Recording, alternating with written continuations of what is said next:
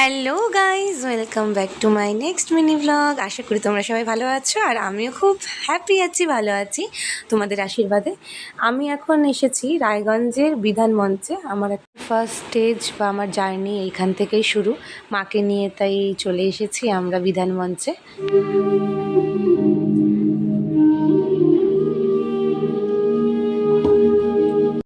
এরপর এখানে আমি প্রদীপ প্রজ্বলন করে নিল, আর তার সাথে সাথে একটি ভাইয়ের সাথে সেখানে পরিচয় হয়। বলে দিই তোমাদেরকেও, এখানে যে বাঁশিটা বাজাচ্ছিল সেই ভাইটার নাম হচ্ছে কৃষ্ণেন্দু। ও ভীষণই ভালো একটা ছেলে আর ভীষণ ট্যালেন্টেড, এত সুন্দর বাঁশি বাজাতে পারে। তোমাদের কিছুক্ষণ পরেই দেখাবো।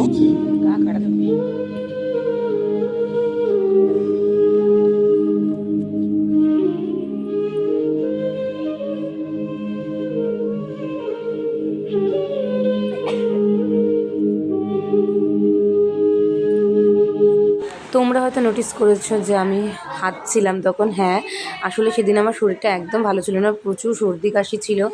তো সমানে আমি হাঁচি দিয়ে যাচ্ছিলাম, আর গানের মাঝেও আমার অনেক ডিস্টার্ব হয়েছিল সেই সময়টাতে। অনুষ্ঠানটি শুরু হলো বড়দের উদ্বোধনী সঙ্গীত দিয়ে।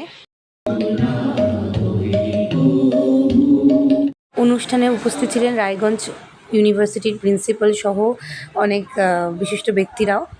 এরপরে কচিকাচাদের কিছু ডান্স পারফরমেন্স ছিল, সেগুলোও দেখে নিলাম। আর বেশ ওরা দারুণ নাচ করে, এইটুকু বয়সে ওদের মধ্যে এত ট্যালেন্ট দেখো। সব একই ছন্দে ওরা একভাবে এক তালে নেচে যাচ্ছিল। আর তারপরে কিছুক্ষণ পরেই আমার পারফরমেন্স ছিল, তো আমারও একটু নার্ভাসনেস হচ্ছিল, ভীষণ টেনশন হচ্ছিল। জাস্ট প্রথমবার সোলো পারফরমেন্স দেওয়া একটা এত বড় মঞ্চে, আর ভীষণ প্রাউড ফিল হচ্ছিল নিজের প্রতি, আর ভীষণ নার্ভাস লাগছিল।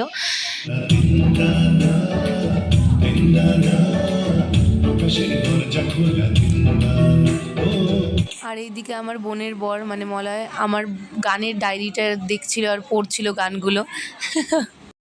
যক্ষ্মামুক্ত ভারত তৈরি করার যজ্ঞে যোগদান করব। যক্ষ্মা হারবে, দেশ জিতবে। ধন্যবাদ। টিবি রোগকে যাতে আমরা প্রতিরোধ করতে পারি সেই উদ্দেশ্যেই ছিল সেদিনকের অনুষ্ঠান। হ্যাঁ, সেদিন আমরা প্রতিজ্ঞাবদ্ধ হয়েছি যক্ষ্মামুক্ত ভারত গড়ে তোলার।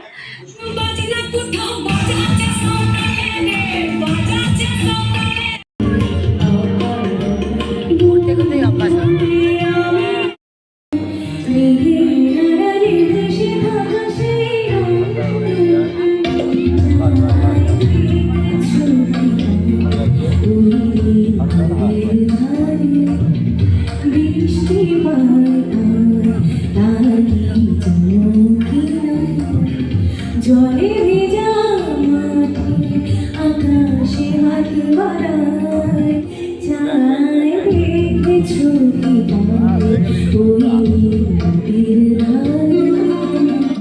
এরপর অনেক ভয় কাটিয়ে তারপর শেষমেশে স্টেজে উঠে গান গাইলাম। আর কেমন লাগলো অবশ্যই কমেন্টে জানিও। এরপরে আমরা প্রোগ্রাম শেষ করে বাড়ি ফেরার পালা।